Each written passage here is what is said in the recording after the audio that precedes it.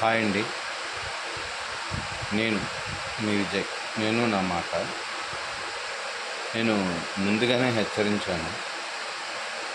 వంతెనలు కూలిపోతాయి, భూకంపాలు, అగ్ని ప్రమాదాలు హెచ్చుగా జరుగుతాయి.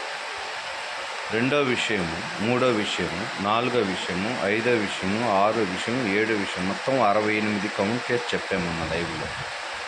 ప్రభుత్వ ఆసుపత్రులు, దాంట్లో క్షతగాత్రులు, స్కూళ్ళు, గవర్నమెంట్కి సంబంధించిన ప్రతి ఒక్కటి కుప్ప కూలిపోతాయని చెప్పారు. స్కూళ్ళు ఎందుకు పడిపోతాయి, ఆసుపత్రులు ఎందుకు కూలిపోతాయి అని అన్నారు. ఓకేనా? నేను ఇప్పుడు అప్లోడ్ చేసే వీడియోలో ఒక ఆసుపత్రి, అంటే గవర్నమెంట్ హాస్పిటల్, దానికి అదే కూలిపోయింది. చైనా మొత్తం నీటి మట్టం అయిపోద్దని చెప్పాను. జల దిగ్బంధనంలో ఉంటుంది. మనకి పెట్రోల్ కూడా అందని పరిస్థితి వస్తుంది. అట్లాగే మనకి మిత్ర దేశాలు కూడా శత్రు దేశాలు అవుతాయి.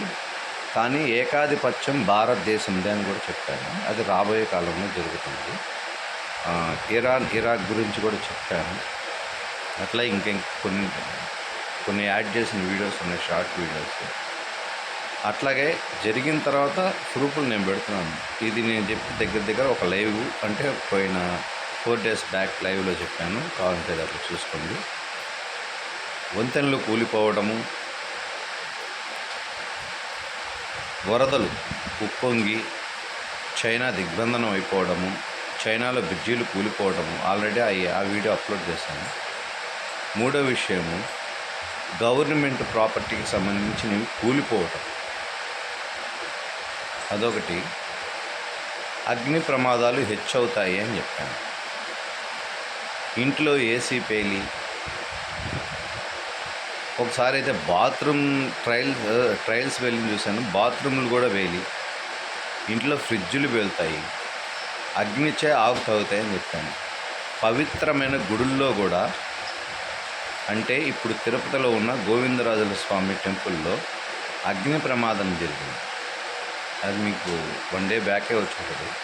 నాకు వచ్చింది, కాకపోతే మీరు చూసిన తర్వాతే నేను దాన్ని నిరూపణ చేస్తానని అన్నాను. ఇక్కడ చెప్పేది నేను నా మాట. ఇది కలియుగ కాలజ్ఞానం. దీన్ని దేవుడు కూడా ఆపలేడు.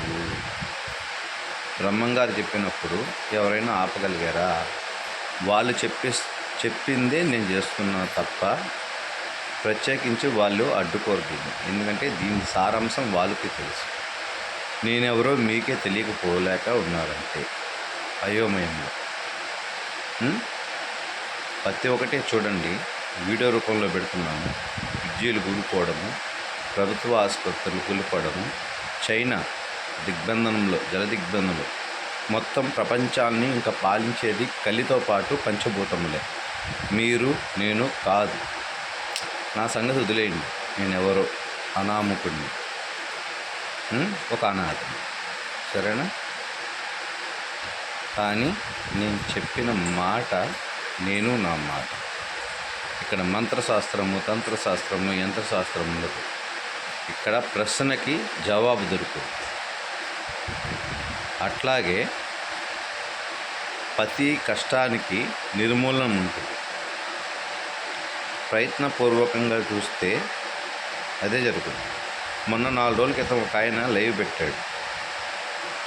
లైవ్లోకి వచ్చి, మా పంట పొలంలో నీళ్లు లేవండి, వర్షం కురిసే సూచనలు లేవు, వర్షం పడుతుందా అంటే, నీ వరకు పడుతుంది, నీకు కావాల్సింది వర్షమే కదా అని అడిగాను. మీకు గుర్తుందో లేదు?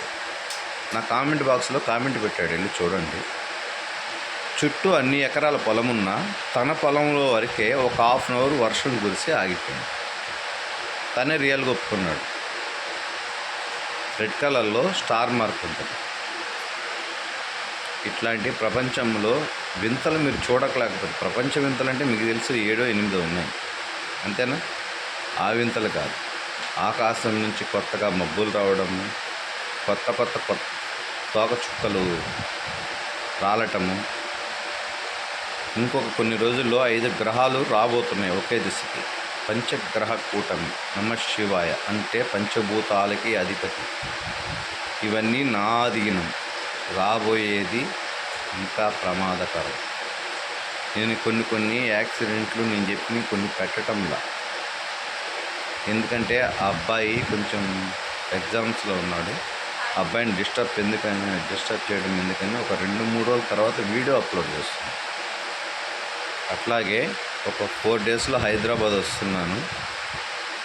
శత్రువులు ఏమైనా ఉంటే తినాల్సింది తినేయండి, తాగాల్సింది తాగేయండి.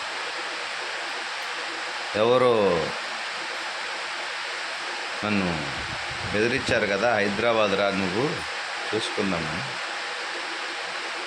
తినాల్సింది తినేయండి, తాగేయాల్సింది తాగేయండి, మనస్ఫూర్తిగా గడపాల్సినవన్నీ గడిపేయండి, సరేనా? తర్వాత మీకు చెప్పకూడే గతి. ఇది గుర్తుపెట్టుకో.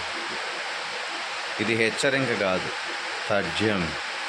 ఈ మాట తథ్యం అంటే అది జరిగింది అంతే. చూశారు కదా, ఆ రోజు టమాటాల రైతు గురువు గారు ఎలా అండి అని అన్నాడు.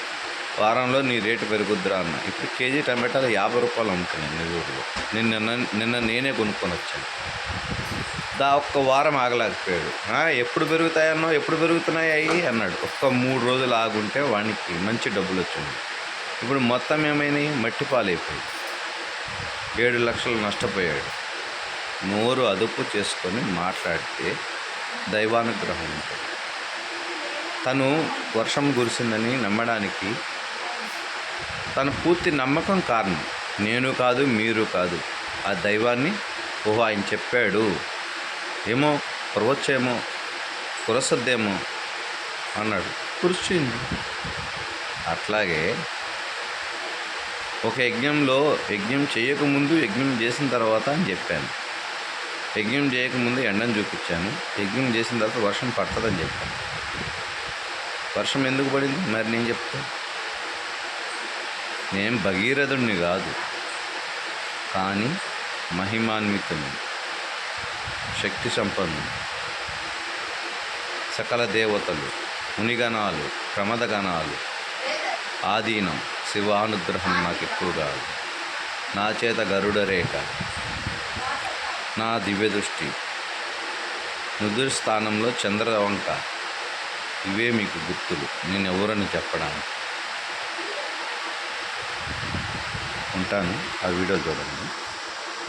సర్వే జనా సుఖినో భవంతు. మీ ప్రాణాలు కాపాడడానికి నేను పాకులాడుతున్నాను, మీరు చూడకుండా పక్కకు పోతున్నారు. ఒక వీడియో పెడితే 150 మంది చూస్తున్నారు. ఇంతకుముందు 3000 మంది చూసేవాళ్ళు.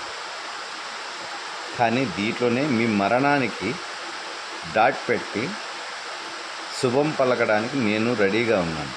కానీ మీరే కావాలని కోరి తెచ్చుకుంటున్నారు. దీంట్లోనే ఒక రెమెడీ ఉంది. నేను చెప్పే మాటల్లోనే మీ ఆయుష్ అనేది పెరుగుతుంది. అది చూడటంలా గమనించండి. సరే చూద్దాం ఎంతమంది నిలబడతారు.